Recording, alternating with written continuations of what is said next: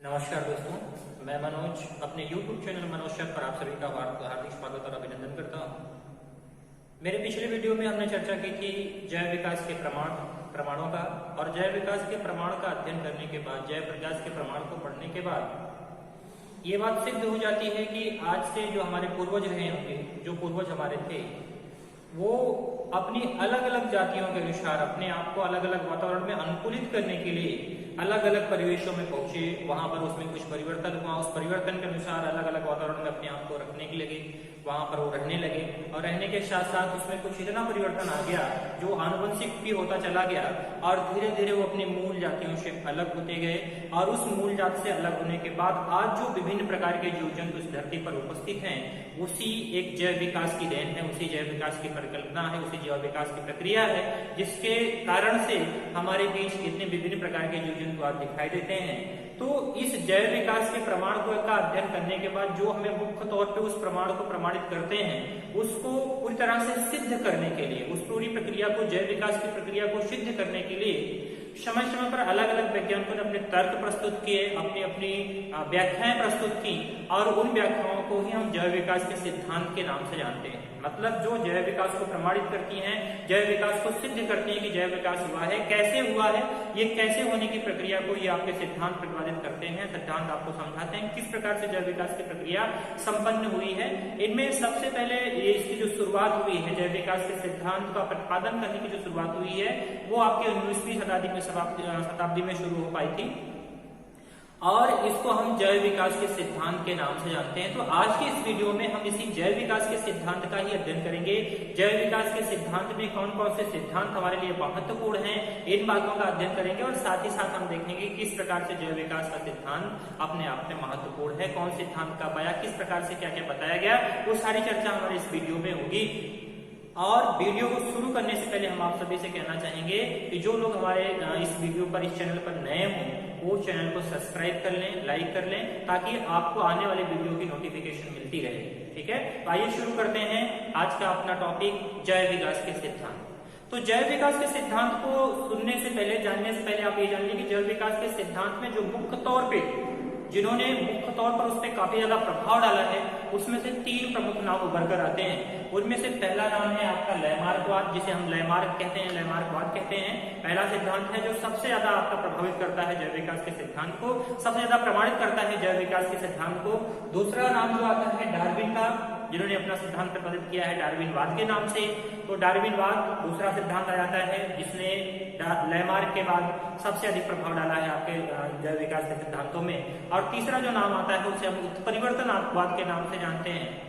उत्परिवर्तनवाद जो Hugo de Vries ने उसको प्रतिपादन किया था, और वो उत्परिवर्तनवाद के नाम से जाना गया। तो आज की इस वीडियो में हम उत्परिवर्तनवाद की चर्चा नहीं करेंगे, क्योंकि ये काफी लंबा वीडियो बन जाता है। तो आज हम सिर्फ 2 वादों की बात करेंगे, लैमार्कवाद और डार्विनवाद की। तो लैमार्कवाद क्या है, डार्विनवाद क्या है, इन सारी चर्चाओं के साथ हम वीडियो शुरू करते हैं। तो सबसे पहले हम चर्चा करते हैं जैव विकास के सिद्धांत में लैमार्कवाद।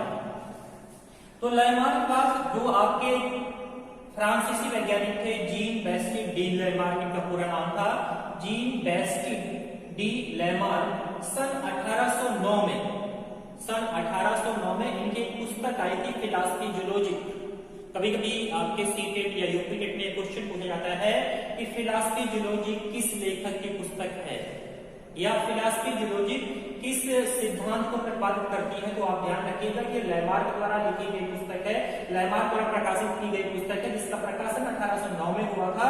और इसमें जैव विकास के सिद्धांत इसमें बताया गया कि किस प्रकार से जैव विकास की प्रक्रिया संपन्न हुई थी। तो इसमें इसी नाम को, मतलब ये आपका जो लैमार्कवाद है, जो लैमार्क का सिद्धांत है, इसे एक और नाम से जानते हैं, उपार्जित लक्षणों की वंशागति। मतलब उपार्जित लक्षणों की वंशागति के नाम से भी आपका लैमार्कवाद जाना जाता है। लैमार्कवाद को ही उपार्जित लक्षणों की वंशागति का सिद्धांत भी कहते हैं। क्यों कहते हैं, इसकी चर्चा हम बाद में करेंगे। लेकिन आप जानते हैं कभी कभी इससे भी क्वेश्चन बनता है कि उपार्जित लक्षणों की वंशागति का सिद्धांत कौन सा सिद्धांत या किसका सिद्धांत है। तो ध्यान रखिएगा, ये लैमार्क का सिद्धांत है, जो आपके लैमार्कवाद के नाम से जाना जाता है, और इसको उपार्जित लक्षणों की वंशागति भी कहते हैं। उपार्जित लक्षण की वंशागति का जो सिद्धांत है ये 4 मुख्य धारणाओं पर आधारित है। इसमें 4 मुख्य धारणाएं बताई गई हैं, 4 मुख्य तथ्य प्रस्तुत किए गए हैं और उसी तथ्यों के आधार पर इस सिद्धांत का प्रतिपादन हुआ है। इसमें से 4 प्रमुख तथ्य कौन कौन से हैं? पहला है बड़े होने की प्रवृत्ति, tendency to increase in size. मतलब इस तथ्य में ये बताया गया कि संसार के समस्त जीव, संसार के समस्त सजीव प्राणी ये प्रवृत्ति रखते हैं, ये टेंडेंसी रखते हैं कि वो हमेशा बड़े होने की कोशिश करते रहते, मतलब वो उनका आकार हमेशा बढ़ता रहता है, बढ़ने की कोशिश करते रहते हैं। ये प्राकृतिक उसमें टेंडेंसी होती है, प्राकृतिक क्षमता होती है कि लगातार वो अपना विकास करते रहते हैं और बढ़ते रहते हैं। तो पहला तथ्य जो आपके लैमार्कवाद का था वो यही था, बड़े होने की प्रवृत्ति, अर्थात संसार के समस्त सजीवों में बड़े होने की प्रवृत्ति होती है, अपने आप से वो लगातार बड़े होते रहते हैं। ठीक है। दूसरा जो आपका इनका जो दूसरा तथ्य था, जो दूसरा मुख्य धारणा थी, वो थी वातावरण का सीधा प्रभाव, effect, direct effect of environment, मतलब वातावरण का सीधा प्रभाव। जिसका मतलब होता है कि धरती पर जितने भी जीव जंतु निवास करते हैं उन सब पर, उनके स्वभाव पर, उनके आकृति पर, उनके आकार पर, उनके रंग रूप पर, मतलब उनके पूरी की पूरी कार्यकी पर, पूरी की पूरी फिजियोलॉजी पर वातावरण का सीधा प्रभाव पड़ता है कि वातावरण जिस प्रकार से, जिस वातावरण में जो जीव निवास करता है उसके शरीर की बनावट, उसके शरीर की संरचना, उसका स्वभाव, उसका मतलब स्वास्थ्य, वो सब कुछ आपका उसी प्रकार से हो जाता है कि वो जीव किस प्रकार के वातावरण में निवास कर रहा है। अर्थात ये बात सिद्ध होती है कि जो भी जीव जिस वातावरण में रह रहा है वहां पर उस प्रकार की प्रक्रिया, मतलब उस प्रकार का उसका स्वास्थ्य, उस प्रकार की शारीरिक बनावट उसके अपने आप में डेवलप हो जाती है। तो ये बात हो जाती है कि वातावरण का सीधा प्रभाव सभी जीवों पर पड़ता है। तीसरा जो तथ्य है, दूसरी जो बात उन्होंने बताई है वो है अंगों के अधिक या कम उपयोग का प्रभाव। मतलब जो जीव जंतु अपने जिस अंग का जितना अधिक प्रयोग करते हैं वो अंगों का विकास उतना अधिक होता है।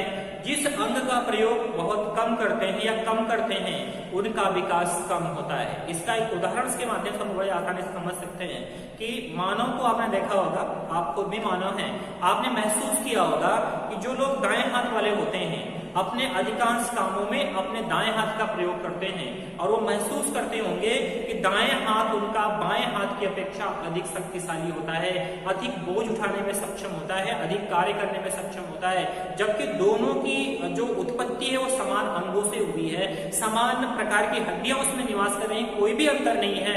अंतर सिर्फ इतना है कि एक का उसने अधिक प्रयोग किया है, दूसरे का कम प्रयोग किया है। जिसका अधिक प्रयोग किया है उसका विकास अधिक हुआ है, जिसका कम प्रयोग किया है उसका विकास कम हुआ है। इसी के ठीक विपरीत जो बाएं हाथ के लोग होते हैं उनका बायां हाथ अधिक काम करता है, उसका अधिक प्रयोग करते हैं तो ज्यादा तेज चलता है, दाहिना हाथ उनका थोड़ा सा उसकी अपेक्षा कम चल पाता है। तो ये बात बिल्कुल सत्य हो जाती है, सिद्ध हो जाती है कि जो जीव जिस अंग का अधिक प्रयोग करते हैं उसका विकास अधिक होता है और जिस अंग का कम प्रयोग करते हैं उसका विकास कम हो पाता है। ठीक है। चौथी जो तथ्य था, चौथी जो धारणा थी, उपार्जित लक्षणों की वंशागति, इनहेरिटेंस ऑफ एक्वायर्ड कैरेक्टर। मतलब उपार्जित लक्षणों की वंशागति से क्या मतलब है? उपार्जित लक्षणों की वंशागति समझने से पहले हम उपार्जित लक्षणों को समझ लें। उपार्जित लक्षण का मतलब होता है कि आपने देखा होगा कुछ हमारे कैरेक्टर, कुछ लक्षण हमारे आनुवंशिक होते हैं। आनुवंशिक का मतलब जो हमारे माता पिता से हमारे कैरेक्टर मिलते हैं, हमारे लक्षण मिलते हैं, हम अपने क्रोमोसोम्स के द्वारा, अपने गुणसूत्र के द्वारा उस लक्षण को अपने साथ लेकर आते हैं और उसी प्रकार से हमारा विकास होता है। ठीक है।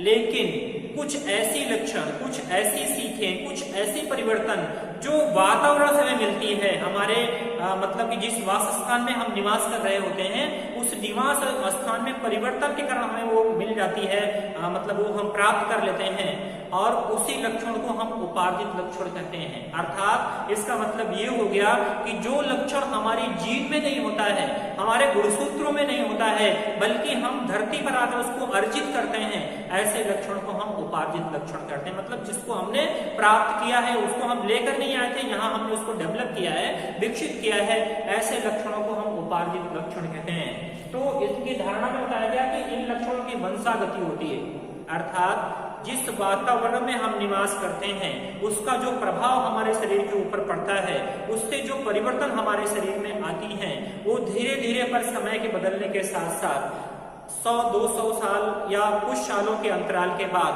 वो लक्षण हमारे आनुवंशिक बन जाते हैं, मतलब हमारे गुणसूत्र में ऐसा परिवर्तन आ जाता है कि वो लक्षण हमारे साथ एक पीढ़ी से दूसरी पीढ़ी में हस्तांतरित होने लगता है।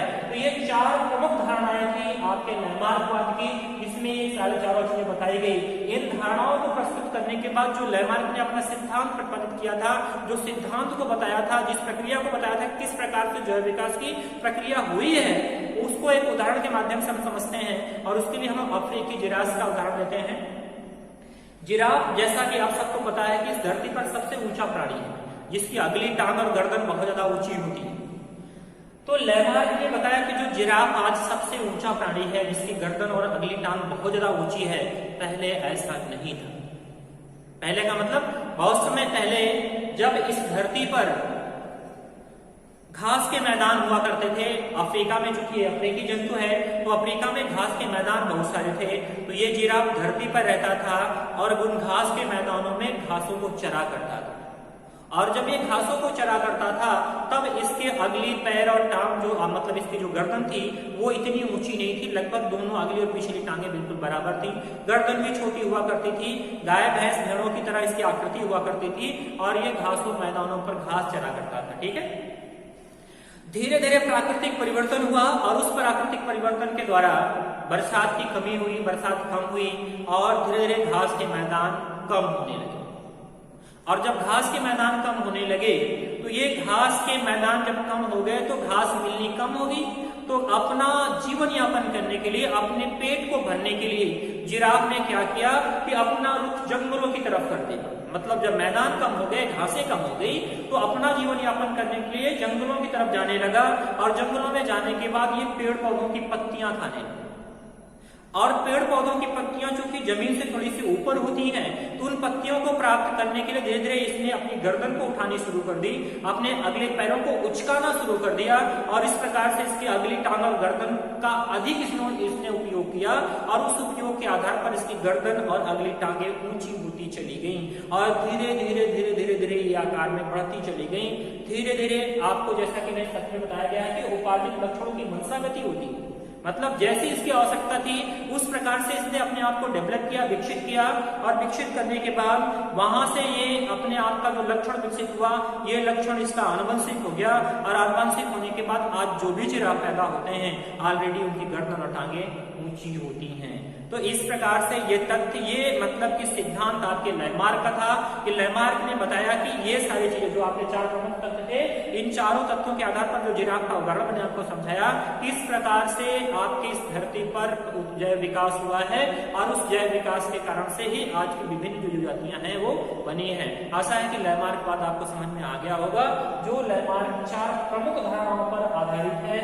सरकारी तौर पर एक बात फिर से देख लीजिए, बड़े होने की प्रवृत्ति, मतलब धरती के समस्त जीवों में बड़े होने की अपने आप में प्रवृत्ति होती है। संसार के समस्त जीव बड़े होने की प्रवृत्ति रखते हैं, अपने आप में बड़े होते रहते हैं। वातावरण का सीधा प्रभाव उनके जीवन पर, उनके स्वभाव पर, उनके स्वास्थ्य पर, उनके शरीर पर, इन सभी मतलब फिजियोलॉजी पर वातावरण का सीधा प्रभाव पड़ता है। अंगों के अधिक या कम उपयोग का प्रभाव, मतलब जो जीव अपने जिस अंग का अधिक प्रयोग करते हैं उनका विकास अधिक होता है, जिस अंग का प्रयोग कम करते हैं उसका विकास कम होता है।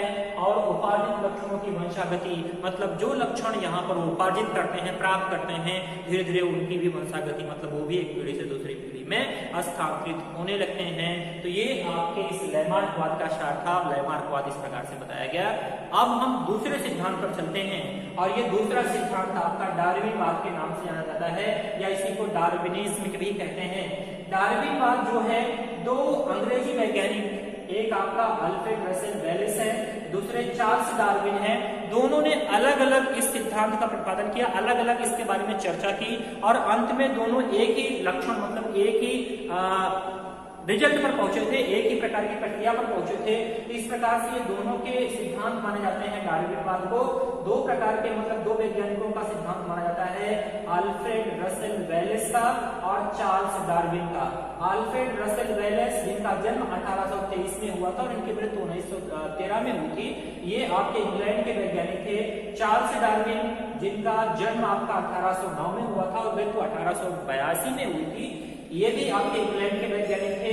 तो इन दोनों ने काफी प्रकृति का भ्रमण किया था, प्रकृति में काफी ये घूमे थे, काफी प्रकृति का मतलब इन्होंने अपना उसका निरीक्षण किया था, अध्ययन किया था, और अपने अध्ययन के आधार पर जो लक्षण इन्होंने देखे थे उस पर इन्होंने अपनी एक पुस्तक प्रकाशित की थी। इस पुस्तक का नाम था प्राकृतिक चुनाव द्वारा जातियों की उत्पत्ति। अर्थात जो प्रकृति होती है वो जातियों को चुनती है, मतलब उसका चुनाव करती है। और इस पुस्तक का प्रकाशन 1859 में हुआ था। तो ये कभी कभी आपसे क्वेश्चन पूछा जाता है कि प्राकृतिक चुनाव द्वारा जातियों की उत्पत्ति किसकी पुस्तक है? तो ये आपके डार्विन की पुस्तक है, डार्विनवाद की पुस्तक है, और इसका प्रकाशन 1859 में हुआ था।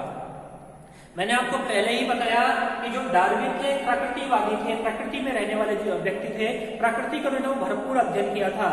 और ये जो पुस्तक थी उनकी प्राकृतिक चुनाव द्वारा जातियों की उत्पत्ति अपने समय में इतनी महत्वपूर्ण थी, इसका इतना ज्यादा प्रभाव था कि अंग्रेजों की मतलब जो आपके अंग्रेज लोग होते हैं उनकी एक धार्मिक पुस्तक होती है बाइबिल। बाइबिल के बाद दूसरा सबसे अधिक प्रभाव डालने वाली पुस्तक आपकी प्राकृतिक चुनाव द्वारा जातियों की उत्पत्ति बनी थी। मतलब इसका बहुत ज्यादा मान्यता मिली थी। लैमार्क के बाद सबसे अधिक, मतलब लैमार्क को भी इसने पीछे छोड़ दिया था, मतलब इनकी मान्यताओं को सबसे अधिक माना गया था, इनकी पुस्तक को सबसे ज्यादा मान्यता मिली थी। बाइबिल के बाद दूसरी सबसे प्रिय पुस्तक या सबसे प्रभावी पुस्तक कही जाती थी आपकी प्राकृतिक चुनाव द्वारा जातियों की उत्पत्ति। तो प्राकृतिक चुनाव द्वारा जातियों की उत्पत्ति के सिद्धांत जो आपके डार्विनवाद के नाम से जानी जाती है, इस डार्विनवाद में क्या क्या प्रमुख तथ्य थे, किस आधार पर इसको समझाया गया था, उसकी चर्चा हम करते हैं। तो आपके जो डार्विन थे, डार्विन ने प्रकृति में कुछ प्रमुख तथ्य देखे थे, प्राकृतिक तथ्यों का अध्ययन किया था, मतलब वहां पर उसको उस प्रकार से दिखाई दिया और उस तथ्यों के आधार पर कुछ निष्कर्ष निकाले थे, और उन्हीं निष्कर्षों के आधार पर इन्होंने अपने सिद्धांत का प्रतिपादन किया था। तो क्या क्या तथ्य थे, इसके निष्कर्ष क्या थे, इसकी चर्चा हम करते हैं। तो डार्विन ने सबसे पहला जो तथ्य आपका देखा था उसमें दो प्रमुख तथ्य थे।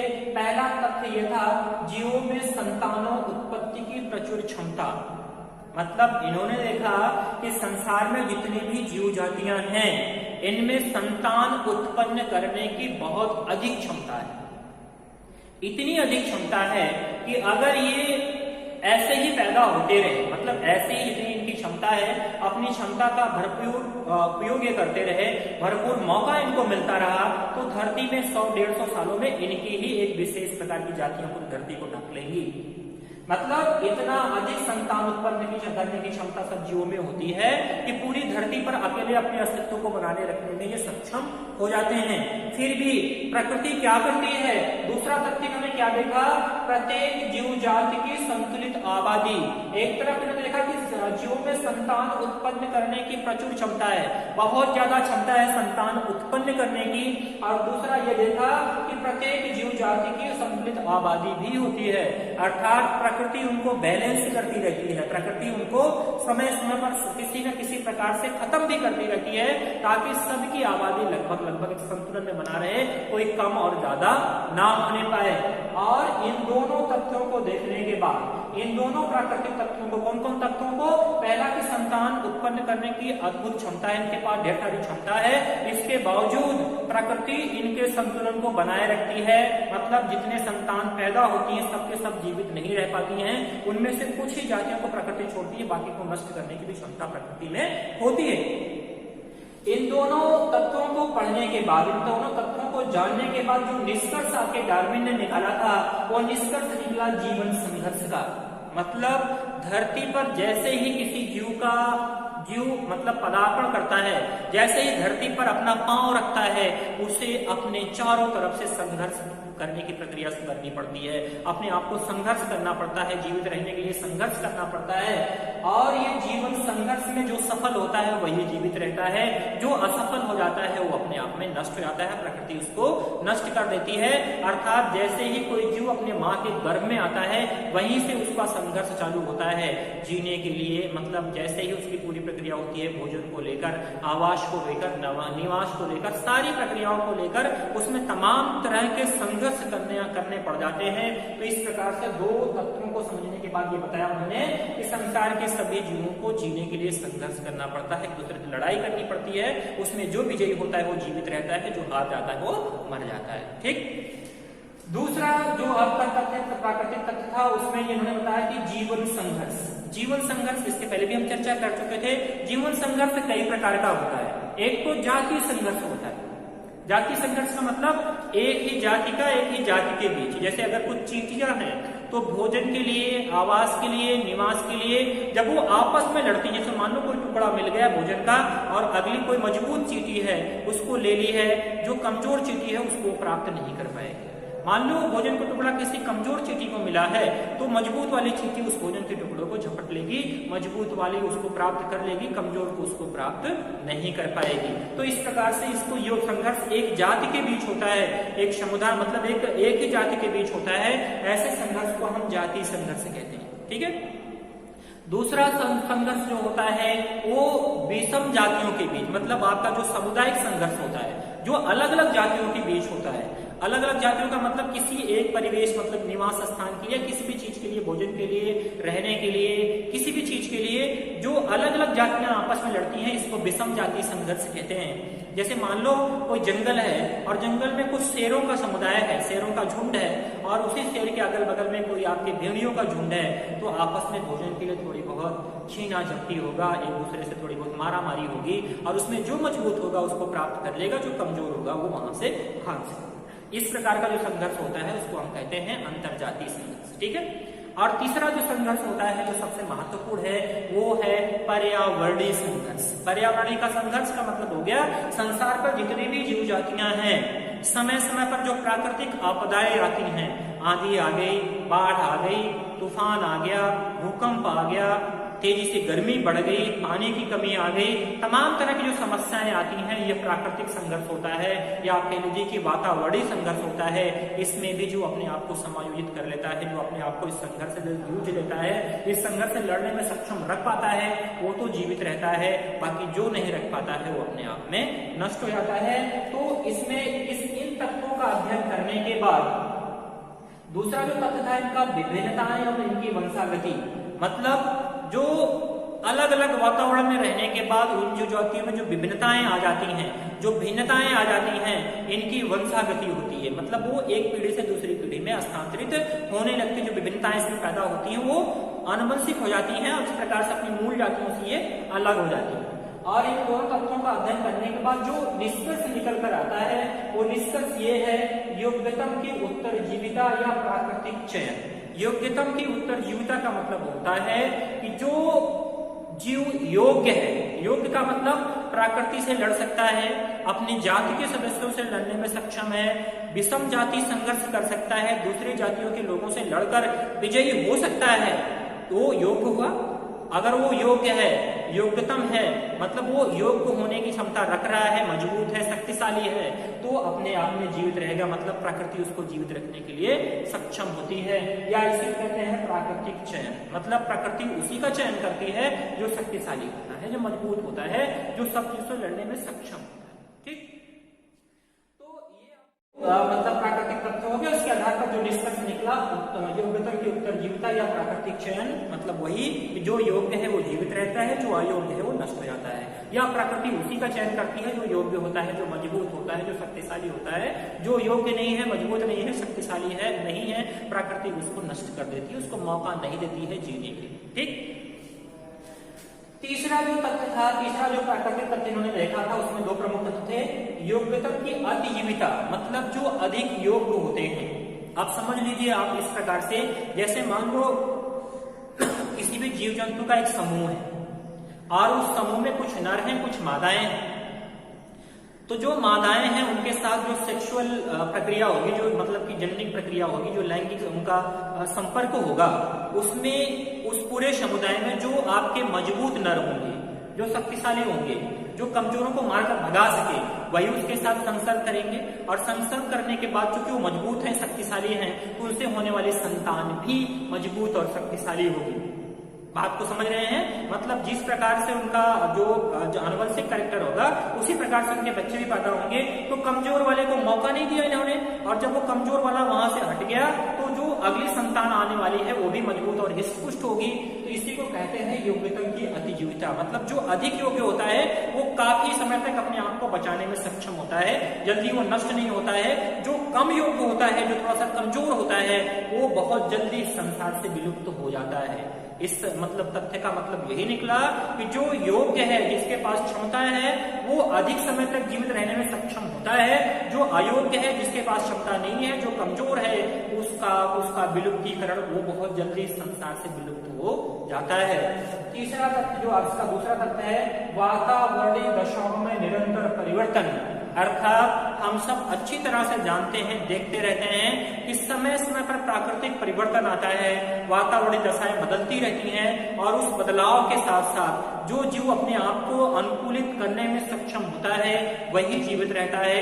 जो बदलाव के साथ जीवित नहीं रह पाता है वो हमारे बीच से विलुप्त हो जाता है। छोटा सा उदाहरण आपको प्रस्तुत करते हैं इसको समझने के लिए।